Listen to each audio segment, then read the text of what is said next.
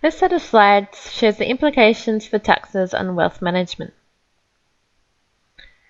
So the value created by investment techniques that effectively manage tax liabilities is sometimes called the tax alpha. And we're going to discuss these 5 issues: asset location, trading behavior, tax loss harvesting, holding period management, and after-tax mean variance optimization.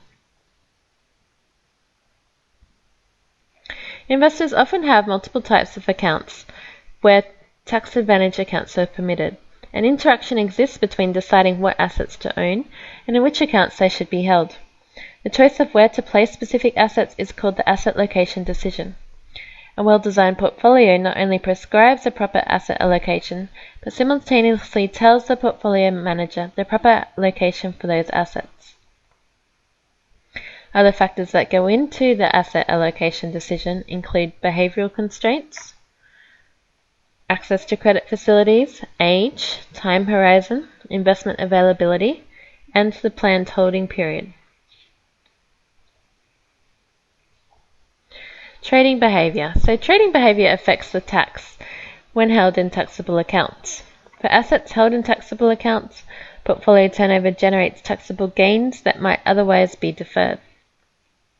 Research suggests that active managers must earn greater pre-tax alphas than passive managers to offset the tax drag of active trading.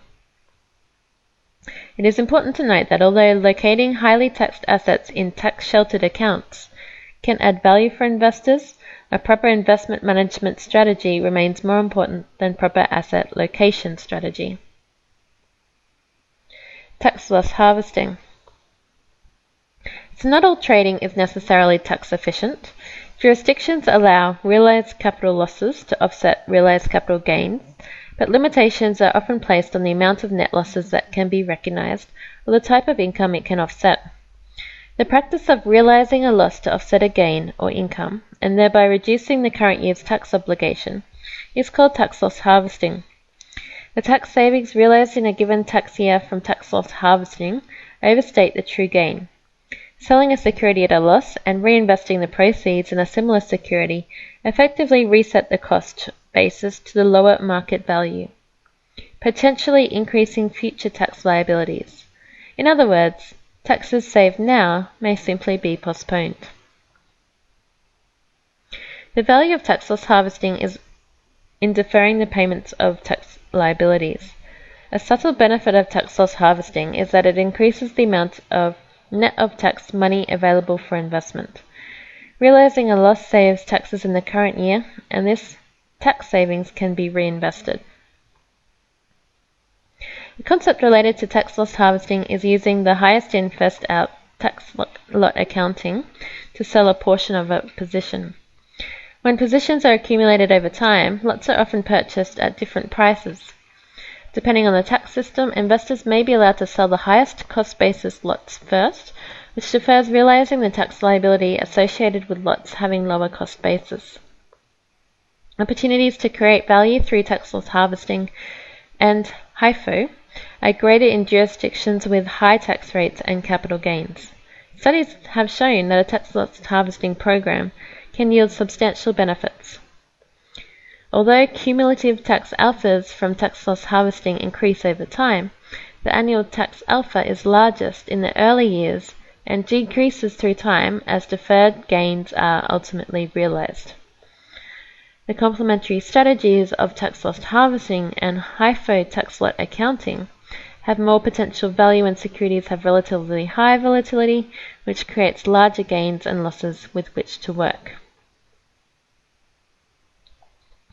Holding period management.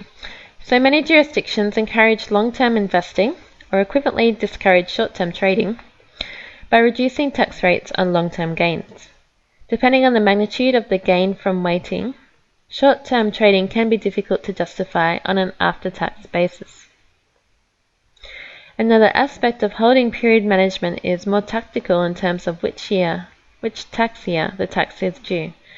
If a taxpayer subject to taxation on a calendar year basis is contemplating an asset sale in December, it may be wise to defer the sale until January. That's if you're in the American tax system. In Australia it would be because due to settle in June, then it might be worth to defer it till July. If there is a built-in capital gain, or sell the asset if there is a built-in loss. Of course, the timing of taxation is not the only consideration. The attractiveness of this investment relative to alternative investments must be considered.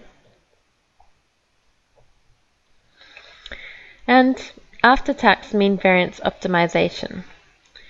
So pre-tax efficient frontiers may not be reasonable proxies for after-tax efficient frontiers. An important concept supporting those methods is that the same asset held in different types of accounts is essentially a distinct after-tax asset because it will produce different after-tax accumulations. An important element in developing an after-tax mean variance optimized model is to substitute accrual equivalent returns, like we've talked about, for pre-tax returns in developing return expectations. Similarly, a portfolio manager would substitute the asset's after-tax standard deviation of returns for pre-tax standard deviations of the optimization algorithm.